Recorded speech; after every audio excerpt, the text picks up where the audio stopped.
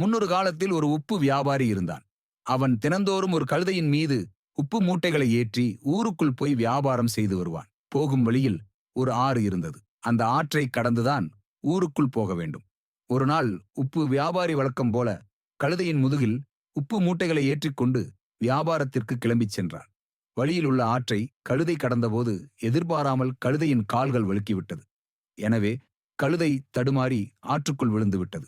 கழுதை தவறி விழுந்ததால் அதன் முதுகில் இருந்த உப்பு மூட்டை நனைந்து விட்டது.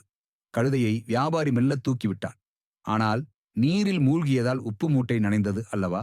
அது ஒரு சில நிமிடத்தில் அப்படியே தண்ணீரில் கரைந்து பாதி மூட்டையாகிவிட்டது. எனவே கழுதை முதுகில் இருந்த உப்பு மூட்டை வெறும் சாக்குப் போல எடையில்லாதபடி ஆகிவிட்டது.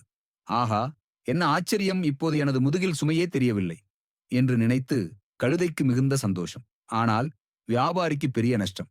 உப்பு வியாபாரியும் உப்பு வியாபாரம் செய்ய வழியில்லாமல் கழுதையை ஓட்டிக்கொண்டு வீட்டிற்கு திரும்பினான். மறுநாளும் வழக்கம் போல வியாபாரி உப்பு வியாபாரத்திற்கு கிளம்பினான். கழுதை முதுகில் இருந்த உப்பு மூட்டை கழுதைக்கு கனமாக இருந்தது. கழுதை மெல்ல நடந்து ஆற்றுக்குள்ளே வந்ததும் திடீரென அதற்கு முந்தைய நாள் நினைவு வந்தது. எனவே மெல்ல தடுமாறுவது போல சட்டென்று ஆற்றுக்குள் விழுந்தது. அடுத்த நிமிடம் கழுதை முதுகில் இருந்த உப்பு மூட்டை நீரில் கரைந்து விட்டது. இன்றும் கழுதைக்கு முதுகில் சுமையில்லாது போய்விட்டது. கழுதை தனது தந்திரத்தால் தொடர்ந்து இதையே செய்து வந்தது. இதனால் தினமும் வியாபாரத்திற்கு போக முடியாமல் வியாபாரி தொடர்ந்து சிரமம் கொண்டான். ஒரு நாள் வியாபாரி வழக்கம் போல கழுதையின் முதுகில் உப்பு மூட்டைகளை ஏற்றிக்கொண்டு வியாபாரத்திற்கு கிளம்பிச் சென்றான்.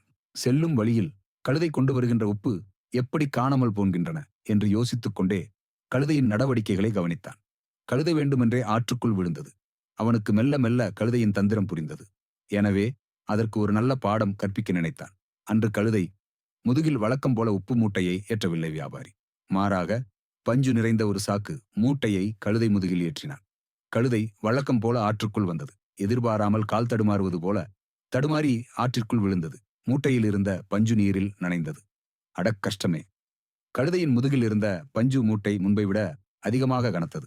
கழுதையும் மிகவும் கஷ்டப்பட்டு ஆற்றை கடந்து கரைக்கு வந்து சேர்ந்தது. தனது ஏமாற்று வேலை வியாபாரிக்கு தெரிந்து விட்டதை எண்ணி வெட்கப்பட்டது. இனி நேர்மையாக நடக்க முடிவெடுத்தது. நீதி. நாமும் நம்மை நம்பியவர் நம்பாதவர் யாரையும் ஏமாற்றக்கூடாது. அப்படி செய்தால் ஒரு நாள் நம் செயல் அவர்களுக்கு தெரிய வரும். அன்று அவமானம் அடையும் நிலை வரும். அதற்கான தண்டனையும் நமக்கு கிடைக்கும்.